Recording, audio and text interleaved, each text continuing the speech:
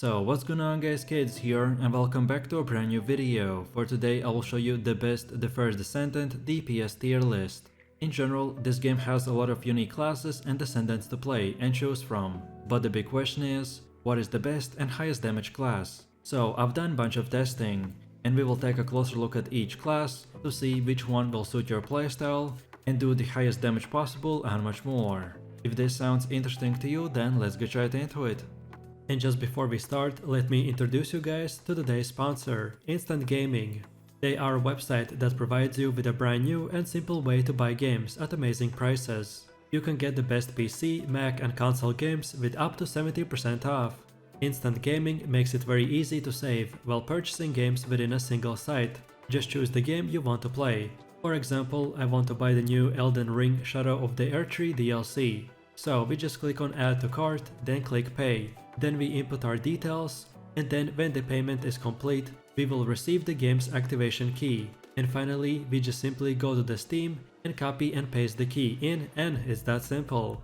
We just saved 9 euros, and this was only 23% off. There are plenty of other offers that go even up to 70%. So what are you waiting for? Check out Instant Gaming by clicking my link in the description box, and let's get right back into the video. So then moving over to the first S tier character, and it is Bunny. She is the strongest character in the game because of her speed and killing potential. No one has as much damage or speed as Bunny. You will want to avoid her only if you have trouble surviving or don't like the emphasis on constant movement. And as you've probably already seen and will keep seeing, a lot of players will choose this character because how overpowered she is in the current meta. Then for the second one we have Valby, which I will place right in the S tier. She is a water type character, blending AoE damage and utility, and a solid all-around character to choose from. She is an excellent choice for players seeking a character with strong damage output and good survivability. Due to her focus on AoE abilities, Valby excels against groups of enemies, but is less effective against bosses. To maximize Valby's potential, her skill, the Bubble Bullet, can be used to create small puddles at its impact point. These puddles will damage enemies over time and allow you to consume less mana while standing in it, enabling you to spam abilities almost for free when combining water and bubble tactics. But what holds back Valby from being the best is less speed and damage than the Bunny. So then for the first A tier class we have the esiemo. If you're looking for an explosive damage dealing character, then esiemo is for you. The main appeal of this character is his ultimate arc explosion, where you charge forwards, explode and knock enemies back. Additionally, you can gain a madness state buff and remove buffs from enemies. This ultimate serves multiple purposes and is one of the best in the game. However, that is also esiemo's downside, which is the reliance on his ultimate and the lack of survivability skills. Then for the next one we have Enzo, which I will place right in the A tier.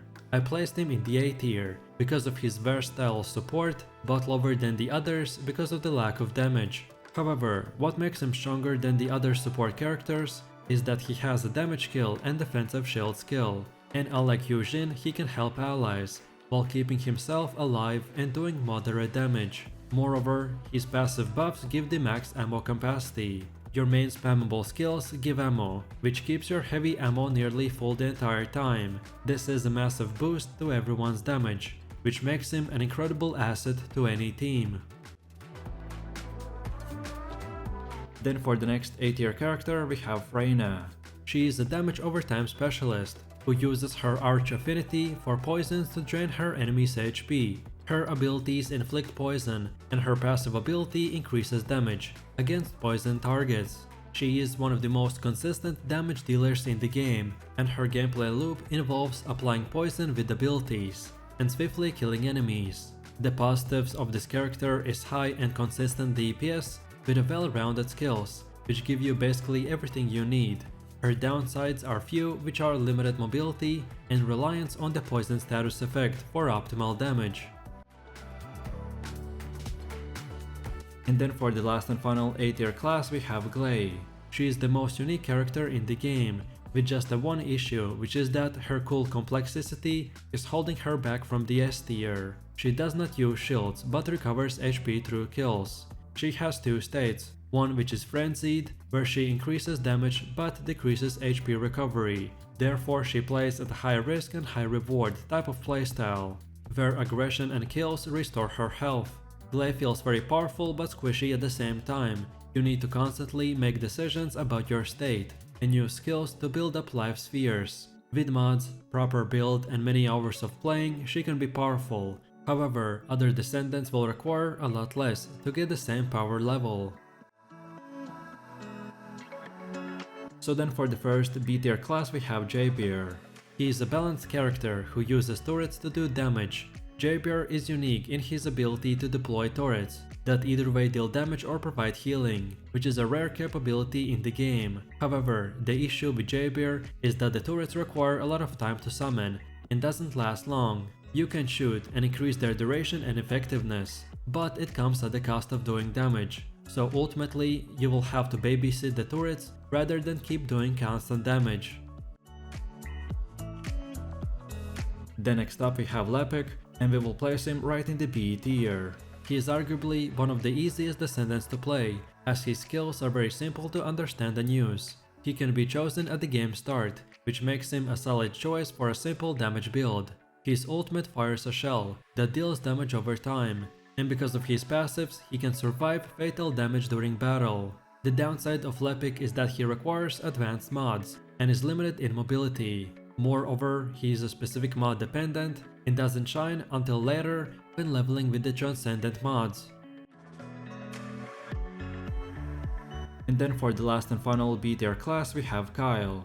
He is a durable character that excels as a tank by using his magnetic abilities to create shields and knock back enemies. And unlike Ajax, Kyle can do massive damage and is one of the most fun characters. On top of that, his barrier soaks up damage and another skill explodes out, which gives you an insane survivability and damage. Moreover, you can constantly charge and stun enemies. So overall he is the best tank character and a perfect fit for any player who values survivability over pure damage. So then for the first C tier class we have Ajax. He is the tank class character, thanks to his survivability and group buffs. He is one of the 3 characters that you can choose to start the game with, and is one of the strongest ones for beginners because of his survivability. His best skill, the orbit barrier, can reflect damage and boost defensive stats. He relies on explosions to knock back enemies and do damage, but unfortunately there's very little he can offer for constant damage. Then next up we have Viessa, and we will place her right in the S tier. She is a starting character using ice and status effects to do damage. Her strength is that her skills are all useful and can debuff enemies. Moreover, you will need to constantly focus on debuffing enemies with your skills to produce decent damage. While Viessa's skills are impressive and flashy, she doesn't offer that one unique thing that separates her from the other classes, that either way do more damage, survive better, or something unique. Then for one of the last S tier classes we have Blair. He is a damage over time character that can maximize critical hit damage through his passives and abilities. However, Blair's potential damage output is generally lower than the other descendants, especially in a game that prioritizes DPS. The major issue with the Blair skills is that his abilities build those, which are cast on top of you. You have zero mobility and no way to transition safely outside of the melee range. Moreover, when you channel fire it is great, but you are vulnerable to the damage the entire time and feel very squishy compared to almost every other character.